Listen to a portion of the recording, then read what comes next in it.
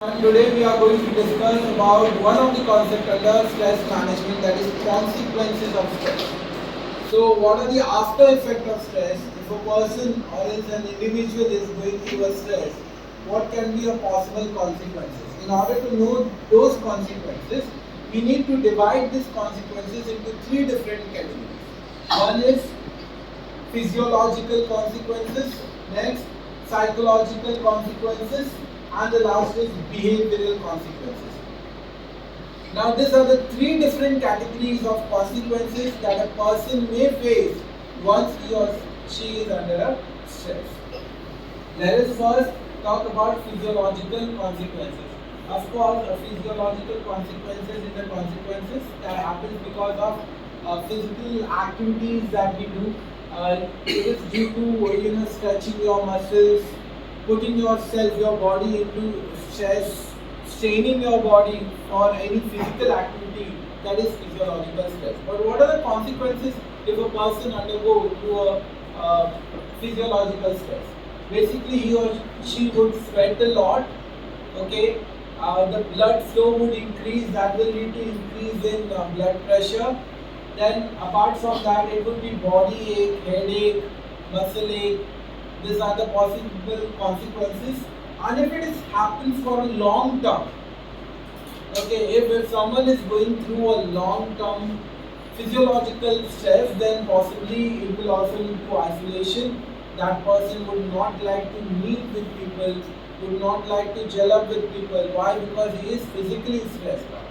He may also have a phobias from that activity which puts him or her into a stress. So also may lead to night terror. If it is a long-term physiological stress, initially it would not be like that. Initially he or she will feel pain in his or her muscle, body ache, headache, sweating, BP would be the common issues. But in the long term, it may also lead to phobia, isolation, nightmare, etc. Let's move to the next consequences of stress, that is psychological stress. Now, what is psychological stress? Someone going through an emotional stress, okay, and that emotional stress building up into psychological stress. Now, this psychological stress will make you emotionally imbalanced, isn't it? But in the long run, it can be also due to boredom. It may be also lead to dissatisfaction. Whatever you do, other people may enjoy that activity or that event or situation, but since you are emotionally or physiologically disturbed, not physiologically, psychologically, mentally disturbed, that event or a situation which may give you a positive, feel, but it won't. Why? Because you are under a psychological stress. Despite the situation may be good, still you would be dissatisfied, you would be unhappy. Okay, you might feel tension, pressure, you might be in depression in the long run. So this is nothing but psychological stress. When you are emotionally depressed, so ultimately it will lead to depression, it will lead to dissatisfaction, anxiety, tension. Let's talk about the last consequences, last category of consequences of stress, that is behavioral stress. When we talk about behavioral stress, of course, means a kind of stress, a kind of situation which has made you to change your behavior. That is behavioral stress. Okay, what happens so? What happens when you undergo through a behavioral stress? There is a sleeping disorder. Your waking time, your sleeping time, you get hampered, get disturbed. Why? Because stress is impacting your behavior. That is behavioral stress. You may, if you are not smoking, good. If you are not consuming alcohol, good. But due to behavioral stress, why people smoke? Why people drink? Because of a certain situation wherein they keep trying to come out from that situation, but the situation doesn't allow him or her to do so. At the end of the result, consumption of alcohol or smoking is one of the easiest way that they feel in order to deal with the stress.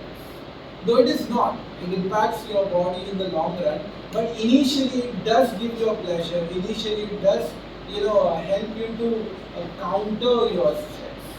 It does to a certain extent.